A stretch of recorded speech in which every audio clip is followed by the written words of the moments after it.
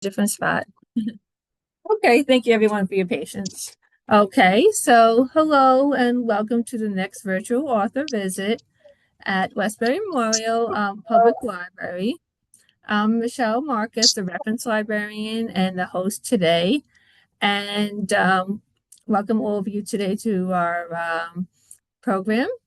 And I did mention this before, so I'm not going to go over it again. But basically, you're going to be on mute, and then later on, how you could ask questions after. It's just mute now. We do the interview and asking questions later. Just go to React or ask a question in chat.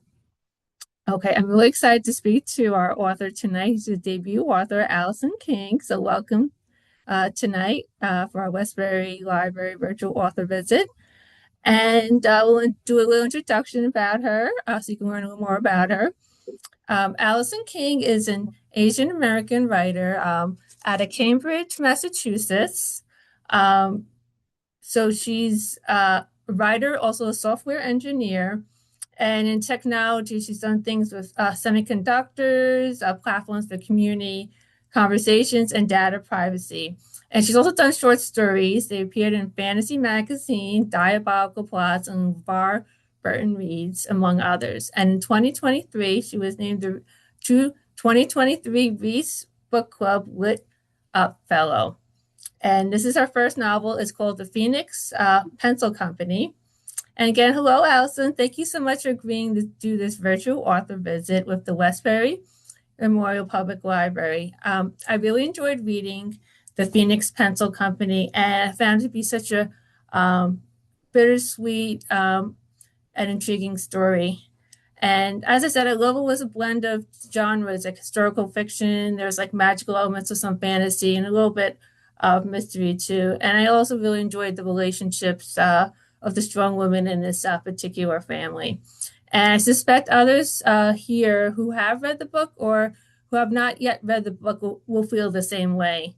And just so anyone who hasn't read it yet, we do this interview spoiler free to give you a chance to learn a little about the book before you read it. Um, so now we will turn to our interview with Allison. And first, Allison, can you tell us a little more what this book is about? Yeah, sure. So first, thank you all so much for having me and for Very showing up on welcome. a Thursday night. Um, yeah, this is a book, as you mentioned, it doesn't really fit neatly into one genre, unfortunately, so which makes it a little harder to describe. But at its core, it's the relationship between a granddaughter and her grandmother, where so we have two points of views in the story, one for the granddaughter and one for the grandmother, and the grandmother's point of view spans decades from 1940s to about almost to present day, really, but the focus is 1950s, 60s. And it's about her time growing up during World War II and the Chinese Civil War, and then immigrating to Taiwan and the United States. And then the core thing that she does is she and her family run a pencil company, and there is a magic to the pencils where the women in the family can bring back whatever a pencil once wrote before, which leads to all sorts of some cool things. Like they can bring back stories that other people have written before, people who died in the war. But it also kind of leads to espionage and data surveillance state. So pros and cons. And the other half of the book is told from her granddaughter's point of view and only spans maybe 6 months in 2018, so not quite present day. But she is taking care of her grandmother and grandfather. Her grandmother now has Alzheimer's, and so she is learning to um, live with that relationship. And she and her grandparents raised her, so they are pretty much the primary guardians in her life. And she is a software engineer, and this is relevant because it's kind of the metaphor for the book where the pencils, because they can revive what was written before. There's all this data privacy questions that I had that I wanted to explore via the granddaughter's point of view. And her section is also kind of a bit of a romance, which maybe we can talk a bit more about later. But um, Yeah, those are the two parts. But I would say at its core, it's the relationship between the granddaughter and her grandmother. Right. So that I see that. And also, if we're going a little more into the themes, I think you kind of alluded to some of it when you were describing it. Can you share a little more about that? Yeah, so I think uh, data privacy is probably the big one, but it's not really a compelling. It doesn't really sell books. So, um, but I think the other big one, which is related, is um, I think this is a book that it's a story about stories and the importance of sharing them or not sharing them. And so each section is written in epistolary form. So they're both writing letters or they're writing journals. And I think I was interested in exploring how we frame stories and how that affects how they are consumed and experienced. And so the love interest in Monica, the granddaughter's chapters, is actually a um, she is a digital archivist, and so maybe relevant to those of you who frequent the library. But she is interested in archiving stories, and in particular, she is looking to archive stories of women who went through what Monica's grandmother went through, which is basically World War II and the Chinese Civil War and immigrating to the United States, which actually that immigration story of leaving China for anywhere else really is one of the greatest migrations in history, I think. Uh, so the seed of the book actually started when I was reading this incredible nonfiction book called The Last Boat Out of Shanghai, which is about the millions of people who left China during that time period. Um, but yeah, so I guess what I was trying to explore was both that historical aspect and then also um, intergenerational story sharing, where personally, my grandparents didn't really talk about the war or difficult things that they went through. They had also lived through the same time period, but they did talk about I don't know, more fun things, more family stuff, and but I think as a descendant, you're naturally curious about even the hard things that they went through, but that's not something necessarily that they want to share. And wanted to explore if that is something that I don't know that you have the right to or not. Um, yeah, Okay, I wonder if you could share a little more about the inspiration for the book. yeah, for sure. So as I mentioned, the seed was reading The Last Boat Out of Shanghai, which I highly recommend. It follows, I think, four families through 1940s through 50s, and they all leave Shanghai for one reason or another and go somewhere else. Um, and that is the path that my grandparents took as well. And my grandparents actually did run a pencil company. It was very different than the one portrayed in the book. There was no magic to it that I know of. But they had this pencil company in Shanghai. And then it was actually because they wanted to expand the company to Taiwan that they left. So in the book, the family leaves because they have to, but my family left because they wanted to expand the pencil company, not realizing that they wouldn't be able to go back to China once the war broke out. And so my family kind of ended up stuck in Taiwan, which back then was um, not as developed as Shanghai or many other places. It hadn't really gone through its economic boom yet. Um, but yeah, I was interested in exploring that history, getting to know more of it. As I mentioned, my grandparents hadn't really talked to me about it before. And so I was really learning this, I don't know, third hand, I guess.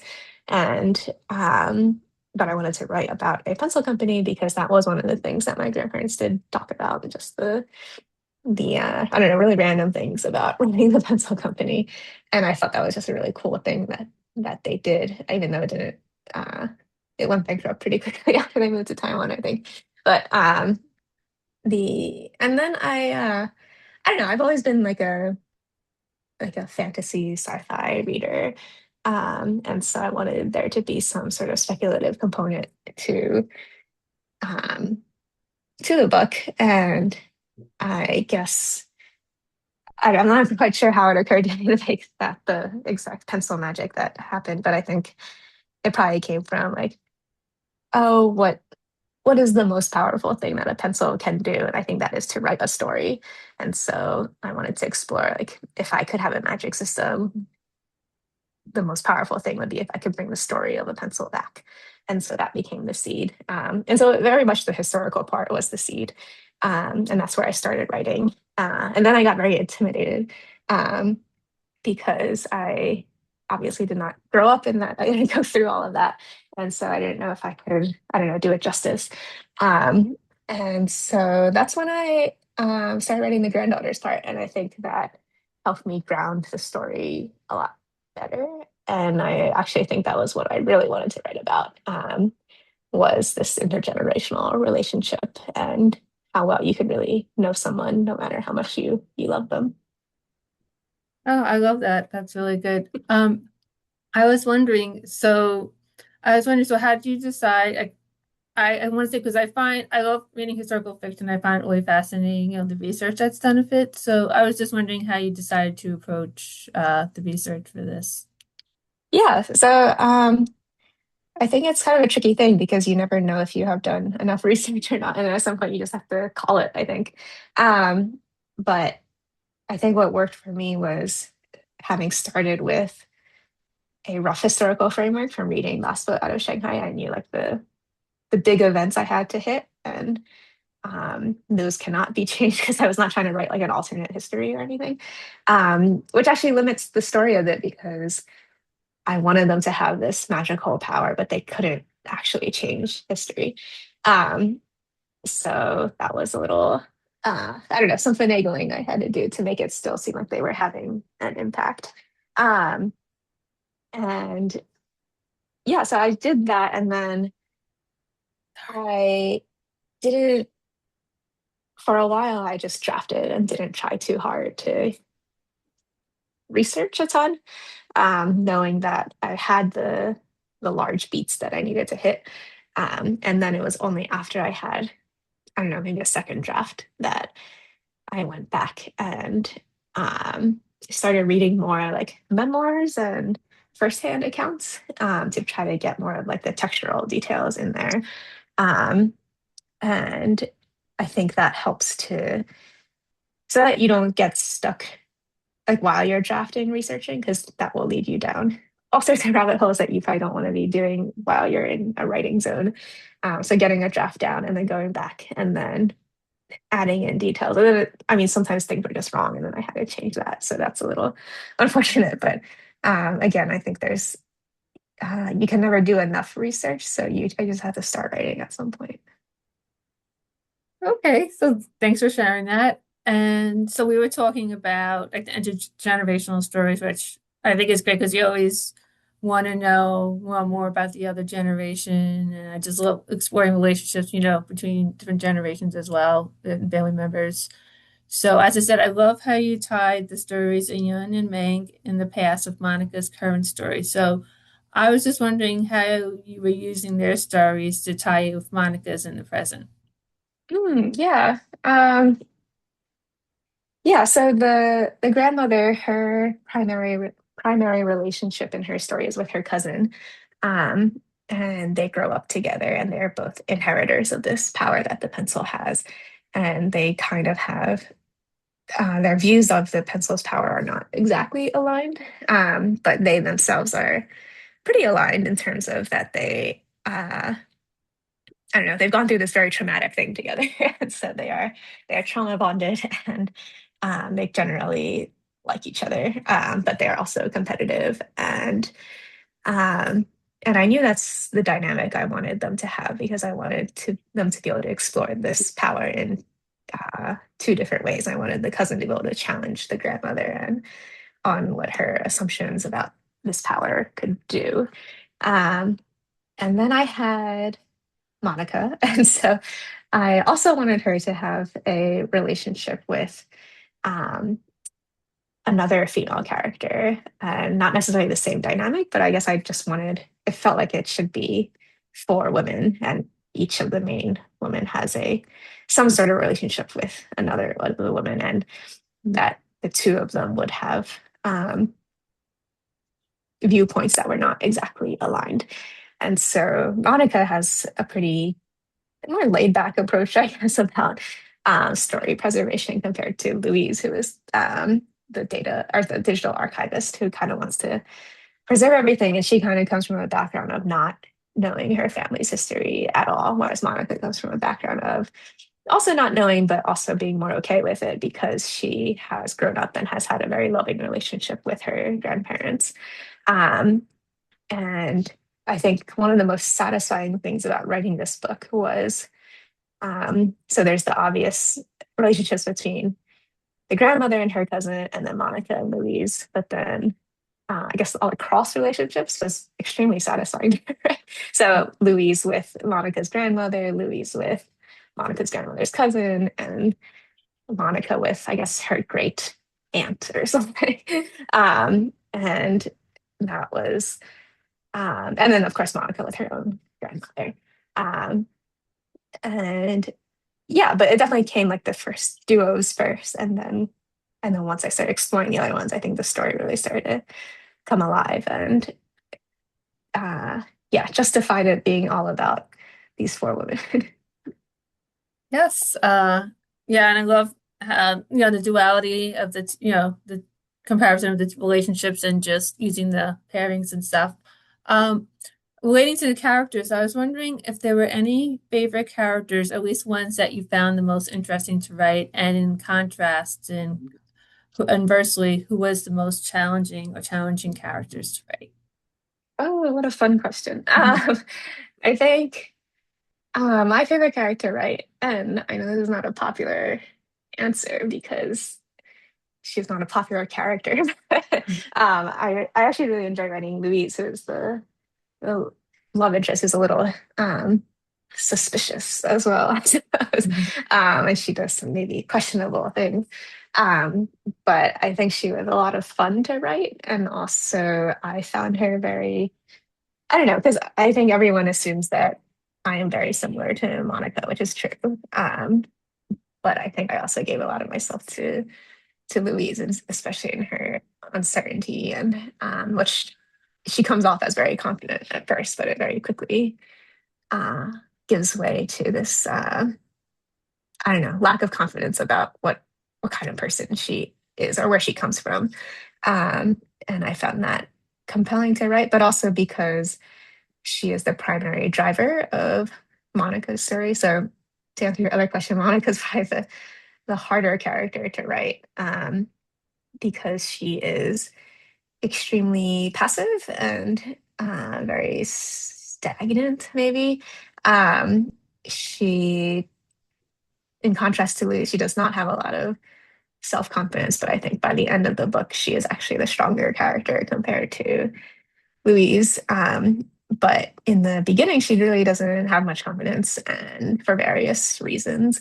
Um, and it is kind of through those 6 months of her story where she's taking care of her grandparents that she starts to understand where her strength comes from. And I think that kind of character is just a little more difficult for me to write. It's much more internal. And whereas the historical parts were, I don't know, a little more actiony, I guess. Monica has very little action in her chapters. So I think hers is more introspective, and which is why we need a character like Louise to kind of kick her Mhm. along and get her to do some stuff. Yeah, that's good. So was there anything that originally was in the book that didn't ultimately find its way into the novel that we'd find interesting? Yeah. I think the most obvious one, which actually did find its way into the novel, but in a very different way, is there's a point where the grandmother and her cousin are living through this war, and then they start writing stories for each other, where they're kind of like superheroes in these stories, and in it they have this pencil magic that they do not have in real life, but where they can kind of call upon the graphite of the pencil to make like armor on their hands. And I thought that was pretty cool. And then they like go and I don't know, beat up some soldiers or something. That is the story that they write inside the book. But in my original draft, that was like an actual second power that the pencils could do. because I thought it was cool. Mhm. And then, but my early readers told me that it was cool, but that it didn't really fit the Mhm. vibe of the book, I guess, which does make sense. Or one of my beta readers called the book that it's like much more interested in small magic, whereas kind of armor hands is bigger magic, I suppose. Um, and also it didn't pay off at the end. Like there was no point. There was no reason for them to have armor magic. And so that got scrapped but recycled into something that they imagined that they could have, which I think is actually probably works better Mhm. than what I originally had. Oh, thank you for sharing that. Um, so I find it fascinating. So you have a background as a software engineer, and I'm just wondering how you made that leap from that field and deciding to becoming a published writer. Yeah, I've always been writing since I was young, I suppose. And um, I was writing like in middle school and high school. I kind of paused in college for I don't know. I was too busy with engineering stuff, I guess. But then once I graduated, I had a lot of free time again, and that was kind of the first thing I started doing again was writing, and mostly at night. So I've been engineering for quite a long time now. um, yeah, I think the benefit of many engineering jobs, at least in the mid 2010s, was that they were quite cushy um, and could have very good work-life balance. And so I would write during the day, and I mean, sorry, I would code during the day and then write at night. But it took me a while to find what I actually wanted to write about. I was writing like more epic fantasy at first for many years, and decided that wasn't quite uh, quite what I wanted to explore. And then I started writing this book in 2020. Um, and yeah, I think the engineering is actually very important to me and to my writing. Um, where I think a lot of some people might say that like their day job just gets in the way of their writing, but I actually think that my day job helps informs my writing quite a lot. Where I would not have written this book had I not had. Um, so like one job I had was um, working with actually libraries and a few other local community organizations to record local conversations and understand what people were um, worried about. And one of the big takeaways I had from that job was that the technology is actually the easy part, and the hard part is gaining the trust of the community that you're working with. And that's something that I think works its way into the book. And then I was at a data privacy startup for a bit, so that one pretty obviously works its way into the book. Um, but yeah, so I don't know. I think working on yeah, I don't think I could have written this without having a day job as a software engineer as well. That's really intriguing. So let's see. Oh, I was gonna say, oh, in addition, I was just wondering if you could share a little more about your journey into getting your first book published. Oh yeah, sure. Are there other writers in this room? Or, I'm sorry, what'd you say? oh, are there other writers in this room, or people who are looking to get published? Or, Hmm. well, it's kind of a it can be a very daunting thing, and I think I drew a very lucky straw. Where so I guess the process normally, if you want to be traditionally published, is you would um, kind of cold email your manuscripts to agents, and then they decide if they want to read it. And agents are typically backed up for months or even years with people querying them, looking for representation. And then once you have an agent, then they are the one, they will probably do an edit round with you. And then they will send your manuscript out to editors who they think might like it. And then that can also be a very long process of um, months to years, just waiting for an editor to get to your book.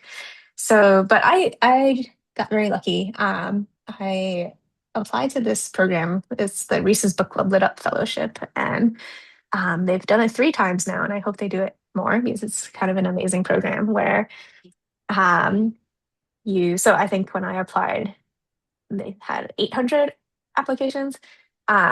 And then they chose 5 of us, where we had to apply with the whole manuscript, and they chose 5 of us, and they provided mentors who were Lisa's book club authors. They like flew us out to Nashville. We got kind of a crash course in publishing and what to expect. Um, and then our mentors read our whole manuscripts and gave us feedback, and then worked with us for like a few months to get that polished. Um, and then they actually were the ones who sent out our manuscripts to agents. And so because um, Reese's Book Club is quite well known in the publishing industry. As soon as you have that name next to your manuscript, I think the eyes go there very quickly. And so my process was actually much shorter than many others, and everyone in my cohort was actually quite a bit shorter. And the best part was that I had a cohort, so I had 4 other people who were going through this same process as me, and all of their books um, all except one have come out. So the last one comes out in July. So it's been kind of cool to go through that with a group of people. So yeah, I had got my agent that way, and then worked with him to revise the manuscript another time, and then he sent it to who became my editor, and she bought it fairly quickly, and then we worked on it for about a year um, before it was ready to go. Mhm. Oh, that sounds like a really like fabulous experience. Wow. Like what you that's great. Yeah, it's if you ask, yeah, I think I got very lucky, and it's the kind of thing that if I tell other authors, I feel a little ashamed. I need to hide that away.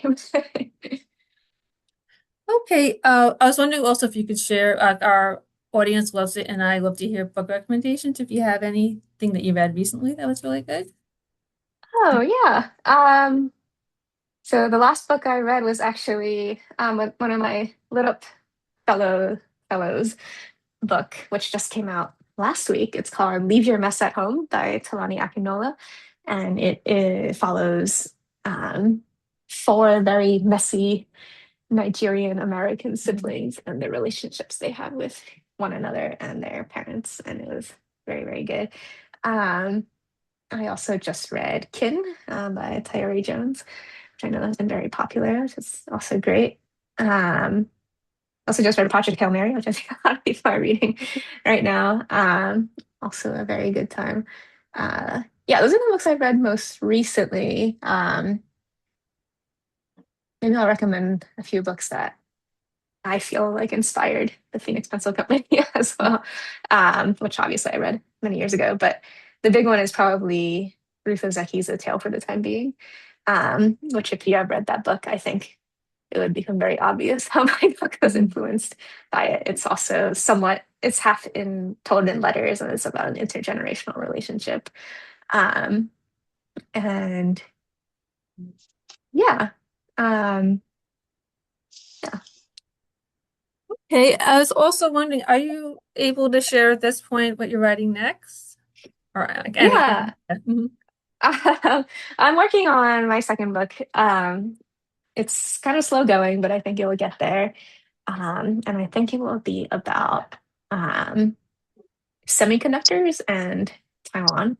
And so you may know that Taiwan is the main manufacturer of semiconductors, which are the components that go into every electronic. Um, and it's kind of a fascinating topic, but I think it will be grounded in, characters and relationships. It won't just be about semiconductors in the same way that this book is not just about data privacy. Would that be like a contemporary, historical, or you're not sure yet at this point? Or both? I think contemporary. Yeah, I Mhm. think I That am. makes more, yeah. I'm good Yeah. with historical for now. I'm That gonna that's take a what break I from what I historical. hear. Yeah. Yeah. Okay, so at this time, we're going to turn it over to our audience. I already see we have an audience question from Maria, so we'll turn it over to Maria and ask our question. Thank you. Hi, Allison. Oh, Have you were born here in the U.S. or you're born in? Yeah, California. in New Uh, Jersey. have you been to China or what location? I have been to China. I visited when I was very young. But I went back to, I grew up going back to Taiwan almost every summer, maybe every other summer or so. My mother-in-law is from Guangzhou. It's an hour Oh, from okay. From Hong Kong. And Uh-huh. I when I was reading all the different recipes, all the different not recipes, but the foods, Mhm. she makes the what is it called? The dong with the bamboo leaf, the rice and all that. Oh, The yeah, yeah. That's and she adds eggs. And then reading your story, your grandma in the story doesn't add peanuts and egg. No. I gather you eat that then the dong. Yeah, I think the Shanghai style is it's only meat inside. Yeah. Okay. And the guanji, the soup, the rice soup, the Oh, chook. yeah, yeah, yeah. Uh-huh. Yeah. I wanted to ask, in Monica's sometimes part before the chapter starts, she does longitude, latitude. I did the audiobook. Oh, I'm so And sorry. They had to read the the numbers. that why, or oh, okay, not that's because of the audiobook, right? They have to read that, but it's not anything pertaining to the story with the plotting of the longitude, latitude, correct? They do correspond to places. I think there's actually only three unique places. Most of them are the same place, which is Monica's house. She doesn't really leave her house. But one of them is Swarthmore College, where Monica goes. She was there at the very beginning, and the only other one that is different is actually a little bit of a spoiler, so I won't mention that. Yeah, there's The one other um place to go. the cover, it's like pencil shavings, but inside each there's four ladies in them. Mhm. Those are the four women in the story. I saw that. It's like really interesting. Did you have was it your idea to this or No, no, somebody else? so we worked with a really talented cover designer. His name is Will Staley. He's done a lot of really awesome covers. Um, and we gave some ideas. Like I thought the cover would end up being like a big phoenix. That did not happen. And and he read the book and came up with this, and we were all kind of just blown away by the creativity of it. The pencil shaving flowers was just so cool and not something I would have ever thought of. And then he added like the silhouettes of the women, and he wanted because I guess what came across for him, which I think is true, is the relationship between the four women is the core of the book, and so he wanted them to be like connected via the flowers, but also all have their own little individual circle. Um, the I know Michelle and I we mentioned we watched Netflix. I don't know if you ever saw a show Mr. Sunshine when the Japanese occupied. No, catch it. Mm-mm. It's good. It's a Yeah, really good show. Yeah, it's called I guess Mr. it was Sunshine. Mr. Sunshine. Yeah, it's on Oh, okay. Netflix. I don't know if it's still on there, but I think you'd enjoy it. It's based Yeah. almost like historical fiction when the Japanese went to China, and it's pretty good. You'll like it. It's strong. Yeah, thank you for the recommendation. And my mother-in-law was there in China. Your parents were there, right? When Mao Mm, was no, my parents were born in Taiwan. Yeah. okay, so and okay. Yeah, but her dad, they took his land and stuff. So she went through that Mm, Civil War and all. And I found the book yeah. really interesting of learning. I learned so much with the Oh, history I'm about glad. it all. Yeah, And I think I actually didn't. So, I think because the family leaves for Taiwan, they actually avoided a lot of the really, really bad things that happened, such as the famine and a lot of the land taking you're talking about, which would have happened to I guess I don't want to spoil that to one of the characters who does stay in China. But that's actually kind of glossed over in the book. But yeah, I encourage you to read more about that because it's actually very fun. uh, And yeah. I loved it. I took a lot of notes and stuff like I always do. Oh, wow, It's thank like you. You're such a studious reader. when I do the audio, I like to like try to Oh yeah. remember. Well, thank Yeah. you so much, Allison. I loved Yeah, it, and thank you for reading. I'm gonna see if my husband would also enjoy it. Well, thank you. My Thank you so mother-in-law doesn't much. read English. She just it doesn't Mm, come as it yeah. not in another version. It's like just one language, correct? Or There any are other languages, but not in Asia, not any Asian languages, unfortunately. Thank you again. I loved it. Oh, thank you so much. Thanks for it's an honor to be read so closely. And thank you, Maria. She always asks like such great questions. So yeah, thank you. Did anyone else have any questions or anything? Uh, let's see. I always like to leave a little extra time in case anyone does. You can always feel free if you don't want to like. You can ask it in the chat or whatever, and I can ask it for you if you like.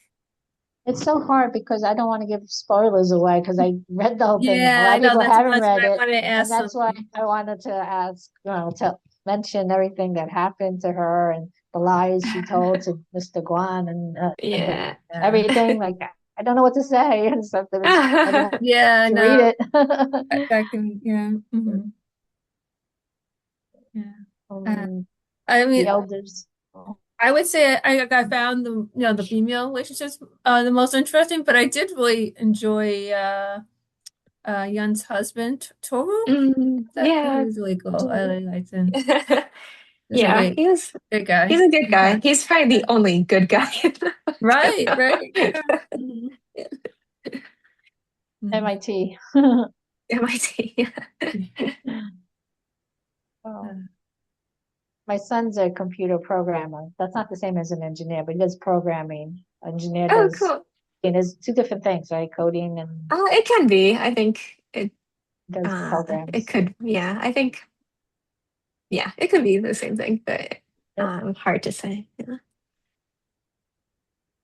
did Uh, did you um, end up going to school in Cambridge, or did you move there for work? Yeah. No, I moved there for work. Yeah, I moved Yeah. here for work. Yeah. Yeah. but do That's you speak the language? Yeah, I Chinese? speak Mandarin. And I can read maybe, I don't know, 50%. So it's not great, but I can get by, I guess. And yeah, So you're a fan of Arby's? Is that the thing? I am a fan. Well, yeah, it's one of those things that like my family did do a lot of when I was a child. Um, and I think they really did like Arby's coupons. It was a, it was like a great excursion because we would go to Arby's and stock up on roast beef sandwiches and keep them in the fridge and eat them for a week. Um, and that just seemed like a normal thing at the time. And looking back, I realize I don't know, a little weird. It's not like super weird, but it's a little weird. And I just thought it'd be a nice little detail to add. Are you a mahjong player also? Yeah, yeah. Yeah, my dad's side of the family plays a lot of mahjong. My I have a mother-in-law twice a week she plays with her friends. Oh, really? That's so nice. Yeah, I think it's a great community thing, especially for like my great uncle played a lot up until he actually passed away very recently, but he was 99 and still very sharp at mahjong. Oh, that's impressive. Yeah. Yeah. She plays, I mean, she's very sharp. She's like 84, 85, and she's Mm, cooking and everything. They yeah. say that it helps you stay sharp, the mahjong. I think so, I yeah, haven't because learned it yet. Yeah, I there's think still time. you started to learn it, right?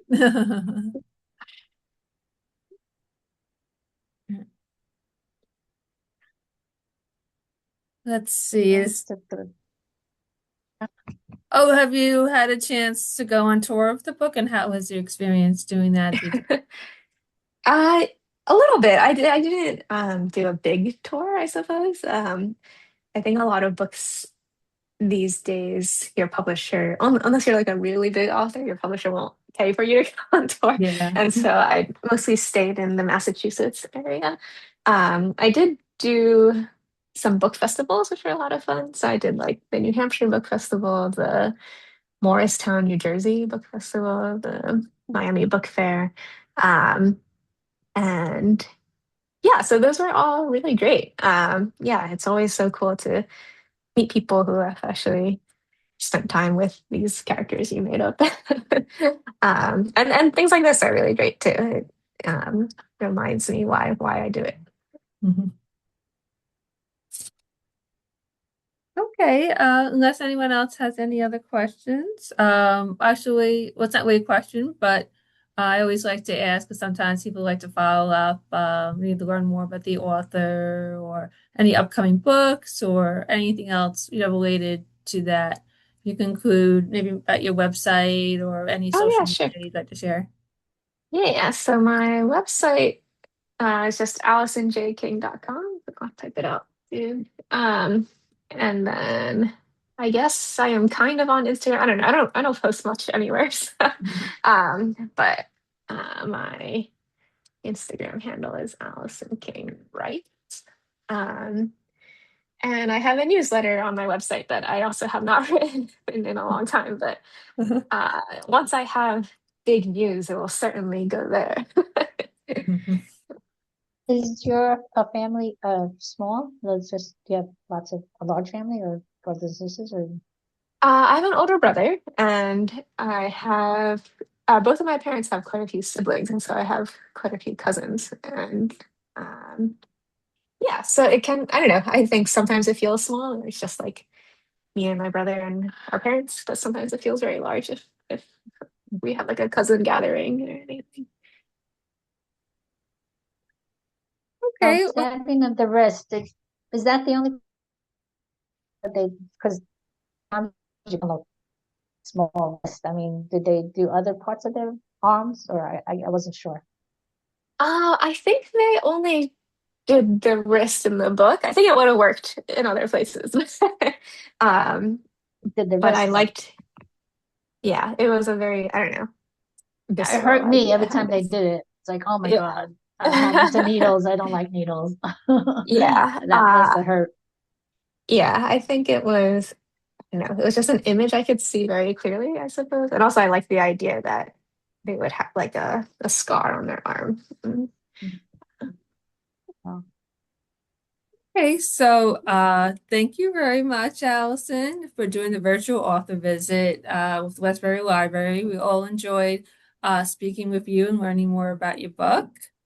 And just to let everybody know, for our next virtual author visits, will be have them every other month, is with author Lauren Rico, and she will talk about her novel After the Ocean. And it will be on Tuesday, I'm sorry, not Tuesday, Thursday, June 25th at 7 p.m. And as it gets closer, I could send you a reminder email on how, the registration link on the website if you're interested. So, good night to everyone. Good night to Allison. Good night to all of our attendees. Thank you for being here tonight and take care, everybody. so Bye. Thanks Thank again. Bye. you. Thank you. Thank you very much.